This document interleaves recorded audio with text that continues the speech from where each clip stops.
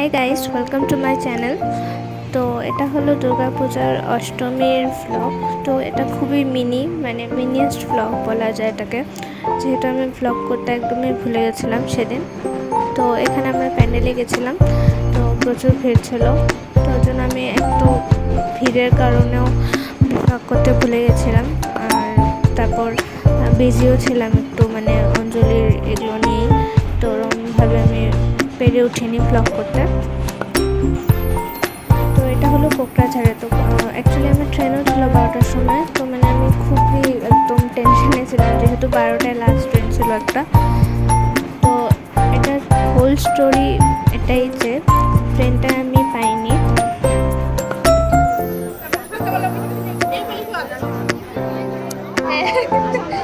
পাঠাবে পরে। হ্যাঁ,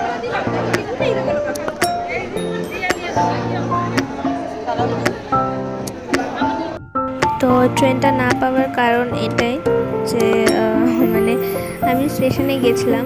এখানে আমি স্টেশনেই যাচ্ছিলাম টোটো করে। তো আমি ইভেন টাইমেও পৌঁছেছি, কিন্তু স্টেশনে পৌঁছে আমাকে দানিয়া কল করেছিল। তো কল করে বলছিল যে ও আসবে বঙ্গাইগাঁওতে। তো জানি না, আমার হঠাৎ ইচ্ছা হয়েছিল অষ্টমীর বিকালটা বঙ্গাইগাঁওতেই কাটাবে। তো তারপরে আমি বললাম যে ঠিক আছে, তাহলে আমি স্টেশনে ওয়েট করি, তুমি আসো স্টেশনে, যেহেতু সামনে স্টেশন ওদের হোটেলে। তো তারপর আমি আরও এই যে এখানে উইঙ্গারে যাচ্ছিলাম। তো আমি প্রথমে একটু ডাউটে ছিলাম যে আমার যেহেতু মোশন সিকনেস আছে, তো আমার হয়তো শরীর ভালো লাগবে না, কিন্তু এত মজায় গেছি, আমার তো খুব ভালো লেগেছে। আর যেহেতু উইঙ্গারটা অনেক খোলামেলা আর কি, বাস বা গাড়ির মতো ওরকম কনজেস্টেড না। তো আর সামনের সিটেও বসেছিলাম, তো ভালোই হয়েছে। তো আমি অ্যাকচুয়ালি একটু কনফিউজ ছিলাম যে আমি ভ্লগটা দেবো কি দেবো না, যেহেতু আমার কাছে ভালো ক্লিপস নেই ভ্লগটার, আমি ওরকম কিছু ক্যাপচারই করিনি।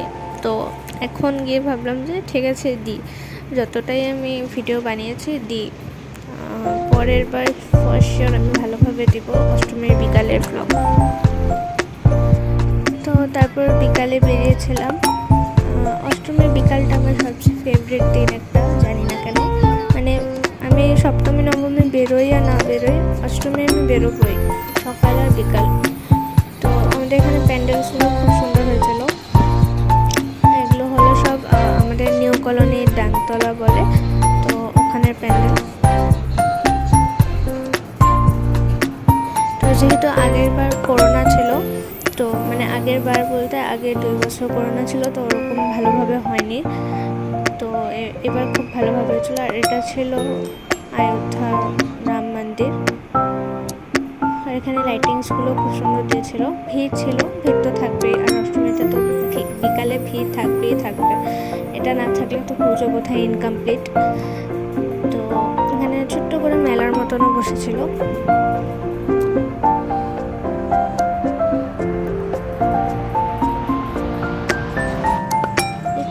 সুন্দর হয়েছিল, ইউনিক লেগেছে প্যান্ডেলটা। আর ইভেন কোকড়াঝাড়ের পুজো আমি অনেক ভালো দেখেছি, যেটা হয়তো তোমরা ভ্লগে দেখেই নিয়েছো।